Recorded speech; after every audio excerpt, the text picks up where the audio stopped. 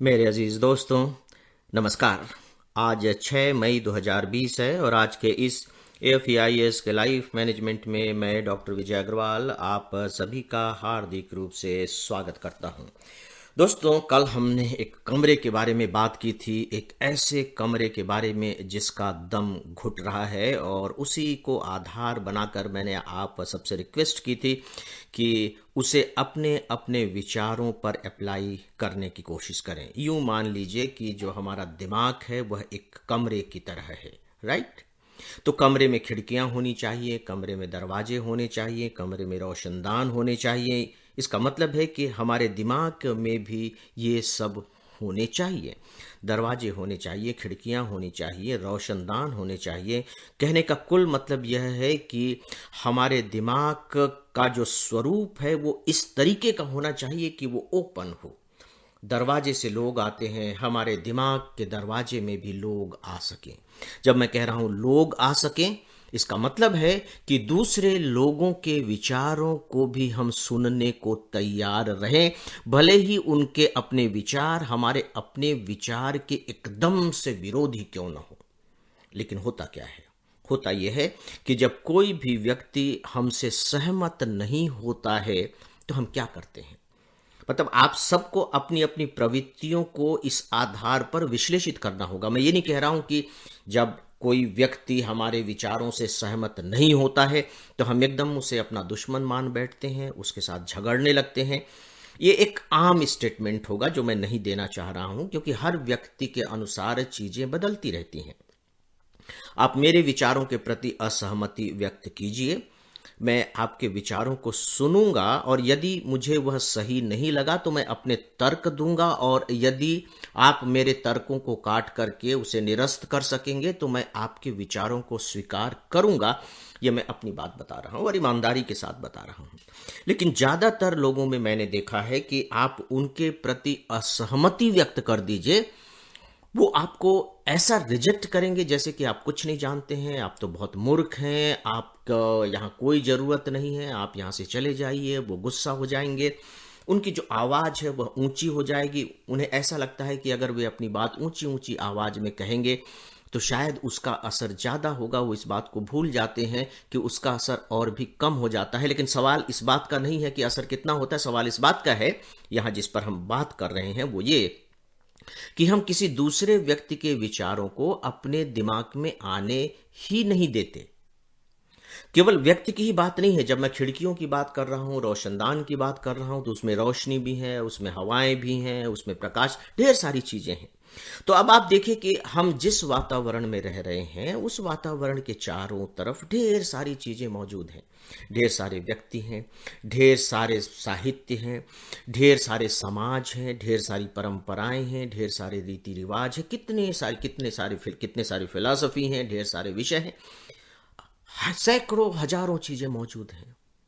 और सवाल यह है कि जो हमारा अपना विचार जो बना हुआ है वो इन सबके छोटे छोटे टुकड़ों से बन करके एक उसने अलग रूप ले लिया है।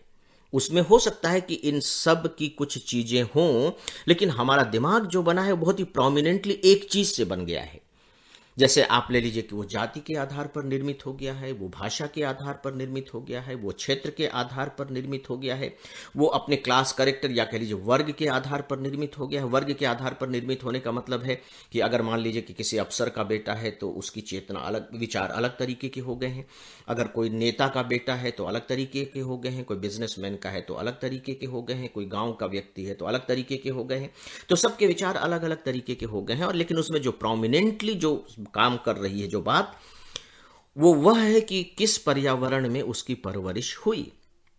तो ये हमारे विचार हैं। यहां जो मैंने आपसे अभी बात कही कि परवरिश हुई, इसका मतलब है कि जो हमारे विचार हैं इनफैक्ट अब वो आजाद नहीं रह गए हैं। हमारे परवरिश ने उसके स्वरूप का निर्धारण कर दिया है, उसकी आजादी को समाप्त कर दिया है। अब हम क्या करें? अब हम क्या करें? क्योंकि देखिए, जब आप ये सोचेंगे कि यार मेरे दिमाग में इस समय ये बात क्यों नहीं आती, मैं इस पर अनुकूलता के आधार पर निर्णय क्यों नहीं ले पाता, तो उसकी सीधी सी जो उसका जो सीधा सा कारण है वो ये है कि क्योंकि आपने अपने दरवाजों को बंद कर दिया है, दिमाग के दरवाजों और खिड़कियों को बंद कर दिया है।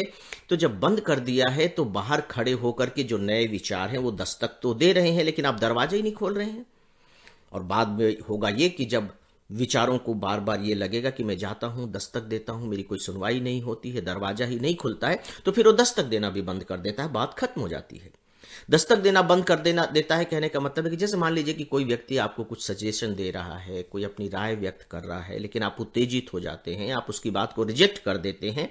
तो ठीक है, 2 बार, 5 बार, 7 बार, 10 बार वो करेगा, लेकिन उसे धीरे धीरे जब लगने लगेगा कि नहीं, इनसे तो कहने का कोई फायदा है नहीं, ये तो कुछ मानते नहीं है, सुनते नहीं है, तो आपको सजेशन देना बंद कर देगा। भले ही वो आपसे बातचीत कर रहा है, उसके दिमाग में बहुत अच्छे विचार भी आ रहे हैं, लेकिन वो आपके सामने नहीं रखेगा। वो आपकी हाँ में हाँ मिलाने लगेगा। यस सर, यस सर, आप तो बहुत अच्छा कर रहे हैं, अरे आपके जितना तो कोई ज्ञानी ही नहीं है, उसको क्या पड़ी है।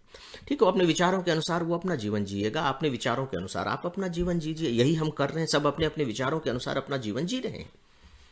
तो दोस्तों, जब हम दस्तक की आवाज सुनना बंद कर देते हैं तो सीधी सी बात है, धीरे धीरे दस्तक की आवाज आनी भी बंद हो जाती है। कुल मिलाकर के ये कि हमने अपने दिमाग की स्वतंत्रता को समाप्त कर दिया है, और यहां तक कि भविष्य में वो स्वतंत्र हो सके इसकी संभावनाओं को भी नष्ट कर दिया है। हम किसी की सुनना ही नहीं चाहते, हम अपने को ही सुनना चाहते हैं, अपने को ही सही सिद्ध करना चाहते हैं, तर्क के द्वारा और कुतर्क के द्वारा भी। और जब हम अपने को सिद्ध करने में लग ही जाते हैं तो फिर हम ये भूल जाते हैं कि हम ये जो सिद्ध कर रहे हैं ये तर्क है या कुतर्क है, क्योंकि हम उस समय इस सीमा रेखा को लांघ चुके होते हैं जब हम तर्क को पार करके कुतर्क के टेरिटरी में एंटर कर जाते हैं, हम उसके क्षेत्र में प्रवेश कर जाते हैं। लेकिन हमें लगता है कि हम तो तर्क कर रहे हैं, क्योंकि हारना हमें मंजूर नहीं है। हम हार नहीं सकते। हारना क्यों मंजूर नहीं है?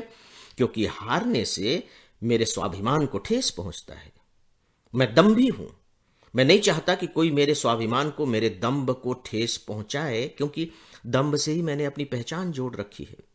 तो दोस्तों, हमारे दिमाग के दरवाजे पर 2 जो सबसे खतरनाक किस्म के द्वारपाल जो बैठे हुए हैं, भाला ले लेकर के, जिसको देखते ही दूसरे लोग डर जाते हैं, वो 2 द्वारपाल हैं।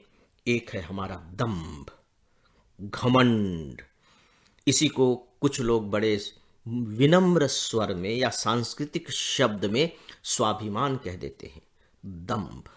और दूसरा है अवधारणा, कॉन्सेप्ट।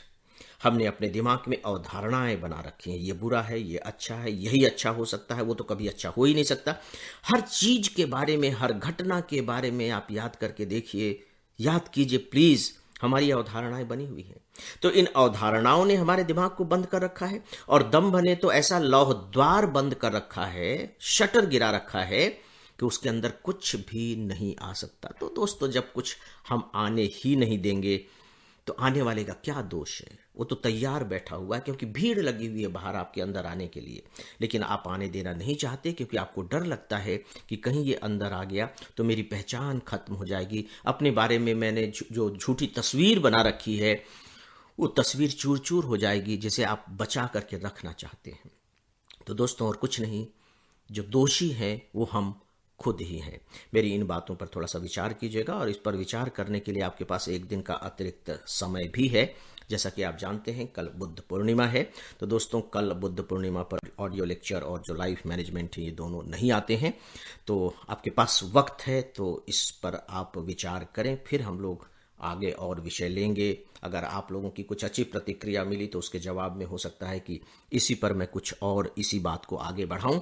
मेरा अभिवादन स्वीकार करें दोस्तों, अपने घर में रहें, सुरक्षित रहें, जो भी प्रशासन के निर्देश हैं उनका पालन करें, क्योंकि प्रशासन के निर्देशों का पालन करना ही एक प्रकार से अनुकूलता के सिद्धांत का जीवन जीना है। कम से कम वर्तमान में तो ऐसा ही है। दोस्तों नमस्कार।